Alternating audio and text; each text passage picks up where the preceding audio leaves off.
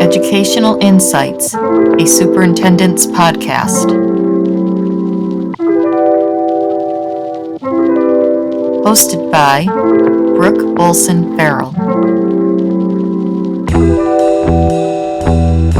Episode number 4, FHUMHS Renovation Update. Welcome to the third edition of the Slate Valley Superintendent's Podcast. I'm your host, Brooke Olsen-Farrell, Superintendent of Slate Valley Schools. In this episode, I'm going to take you on a walking tour of the renovation project occurring at our middle and high school. Joining me will be our Director of Curriculum, Casey O'Mara, and our middle school principal, Jennefer Paquette. Before we join Casey and Jen, I want to give you some background information on why we're doing this project. As with many schools in Vermont, our student population has gone down dramatically. Even with the addition of middle school students, we do not have the same number of students at Fairhaven Union High School as we did just 10 years ago. Yet with the addition of the middle school, we did add over 12 faculty and staff members who needed classrooms and offices. The initial middle school renovations completed 2 years ago have served us well. But with use, it has become apparent that a couple additional classrooms were needed. Upon looking closely at our available space, we decided to reduce the size of the locker rooms, which were much larger than our current population needed, and remodel that area to accommodate the addition of 2 more classrooms, smaller renovated locker rooms, and some very important infrastructure updates. Let's go down and join Casey and Jen to see the progress made so far. Hi again. We're here in the middle high school lobby, and from here we're going to take a tour of the new middle school. Along the way, we've picked up Chris Cole, our Director of Operations, and Jen Paquette and Casey O'Mara have joined us.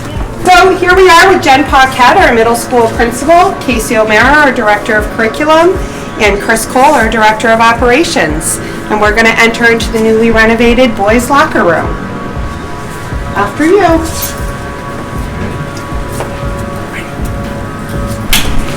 So, Casey, can you describe a little bit about the changes that we're seeing here in the locker room? I'll start, and then Chris might then follow up, because I don't know if I'll say everything that I should. That's a change. But updates, you'll notice that there's improved lighting. There's a good amount of ventilation. If you were to look above the lighting, that's been updated. You can also see down, kind of above the lockers, that there's, Chris could be more specific about it, but is an air handler and kind of improves the ventilation in the space. There are new lockers. Some of them are full lockers, so meaning they go up about, 5 feet. Some of them are half lockers that are about, 2.5 feet.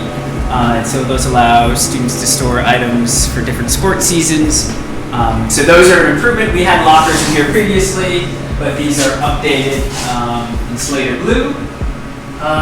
There's certainly updated painting. We have one wall that we've identified would have kind of the place for a whiteboard and be able to kind of talk with student athletes about, a game that they're competing in, and then they can gather kind of around this space. Updated shower. So this space is significantly smaller than the previous space, is that correct? Yeah, it's smaller. Would you say it's about probably 40% of the original size? Yeah, and the original, we were talking earlier, we thought sometime in the 70s maybe was when the original. Yep. Yeah, and we had probably hundreds of lockers in here. And so really we recognized that we could better utilize some of the space, just given. So wow, we haven't really renovated the space in 50 years. That's really long overdue. And then, right in here, you're mentioning or asking about updates. So you can see new sinks. And then there aren't toilets in yet, but they're opposite the sinks. And so, in my short time here, when we came into this locker room space, it was pretty dim and dark, and some of the utilities weren't always working, so obviously we'll have those up to date and newer, so we should be. And the girls is very similar, is that correct? The layout's a little different, yeah, so similar, layout's a little different, but they're equal in space, and have, the shower, toilets, new sinks, lockers. And you might have said this at the beginning, but this is for all 7 through 12 athletes? Yes. So here we go as we enter the classroom space. Normally you are going to enter this from inside the building, but because construction's still ongoing, the access is outside right now.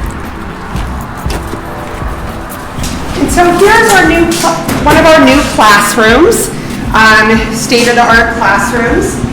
Jen, can you tell us a little bit about the curriculum that's going to be taught in this classroom? This space is going to be for our design class, which is currently taught by Mr. Vanderkern, who came back to us this year. He's been working with middle school students, developing a curriculum for that program.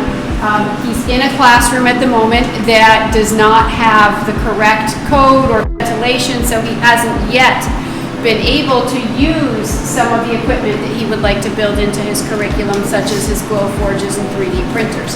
Once he has been able to move into this space, he will be able to maximize all of that equipment that has been ordered and really develop his curriculum and expand his classes. So as Jen was talking about some of the equipment that was ordered for Jeremy and the design students, there will be 3 stations. Each station will have its own device, probably a computer, that in this case will run a glow forge, which Jen mentioned, which is a laser cutter. And so it allows for pieces of wood and vinyl and plastic even to be cut out by a laser so that students can build replicas of houses or etch into things to kind of design and create.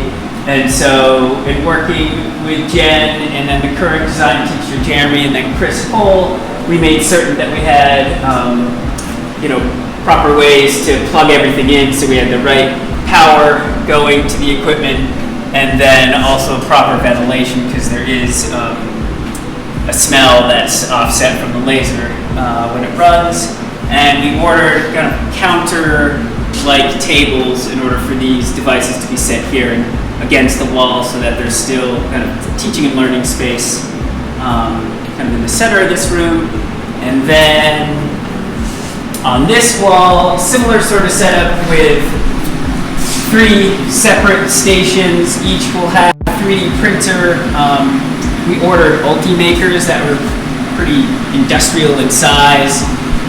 So they're rather large, and so they also emit a bit of a smell as printing happens, and so there's ventilation here. Again, there'll be these tables set up so that they'll be housed against the wall and out of the way, so that again there can be a working space for students as they print and make, that they can then assemble and do the day's lesson. The other, on the wall that's painted a different color, there'll be a display board, kind of a picture at larger TV, where all of our classrooms have it, but he can begin a lesson, present something, show a demonstration that's online of sorts. So it'll be equipped with all different opportunities on all different walls to meet the needs of this design curriculum that Jen spoke about is in the works and being designed as we're doing this for the first time in the middle school. So, Chris, these renovations are not complete yet. What's the timeline? I mean, we're close. We're close, so we should be done hopefully by February break.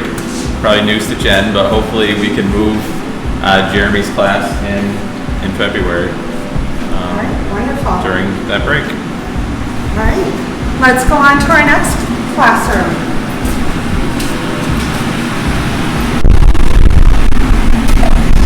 And as we pass through to the next classroom, we have a small conference room or office area in here.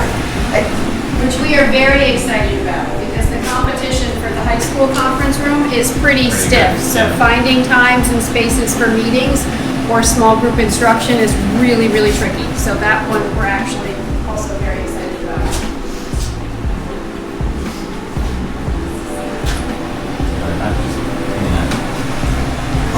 And here we enter into the final classroom that was part of this renovation.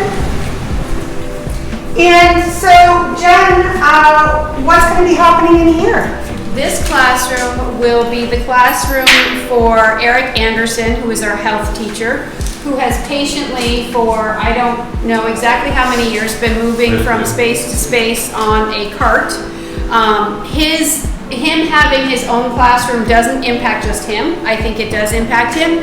It creates the ability to set his own routines, his own expectations. It's really pretty exciting. You know, he can get what he wants up on the walls. It also, because he has moved around to teach, that means that he's in somebody else's classroom during their prep period, which impedes their ability to do their work and take the time in their classroom. So as he's in his own space, it also creates some freedom for other teachers who no longer have to share their space during their prep periods.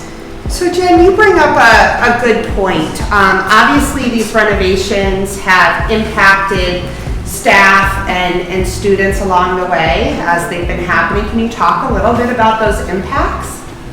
Some days it's been a little noisy. This summer in particular, it definitely settled down as the fall got here. There are days that we have some hammering to listen to, or some drilling, or there's a ceiling tile that's removed and someone's on a ladder, but admittedly it's been pretty minimal, and I have been surprised at how little it's had an impact. So that has been better than expected. Wonderful. And Casey, can you talk a little bit about how we funded this project? So, we did extensive renovations of this space, which allowed us to bring the 7th and 8th graders here, and used ARP ESSER COVID relief funds. We recognized as we needed to find additional space that we needed to use local funds, and so there's capital improvement funds that fortunately the taxpayers were in support of our moving into that capital reserve, and then Chris Cole and Cheryl Arzello, our director of finance, worked together to make certain that they had the funds necessary to support the efforts in the renovation. So specifically, this renovation was locally funded, in addition to the federal funds that helped with the rest of the middle school revamp. So, Chris, I know there's a lot that's gone on behind the walls and in the ceilings. What are some of the infrastructure updates that went along with this renovation? So a huge portion of this project was renovating the classrooms for sure, but behind the scenes, the mechanical rooms, boiler systems, heating system, fresh air systems have all been updated. And we've worked over the last 2 years on that project, as well as this project. So we've got about 50% of the building transitioned over from the old heating system. So we're well on our way to updating our system here at the high school and middle school. So thank you all for joining us today, and thank you to Jen, Casey, and Chris for sharing some of our exciting updates. I know we're all super excited to see students in these classrooms in the next couple of months. So next time, we will be hearing from Cheryl Scarzello, our Director of Finance, on the FY25 budget. And so thank you for joining us today, and until next time, Slate Valley. Slate Valley Unified Union School District, January 2024.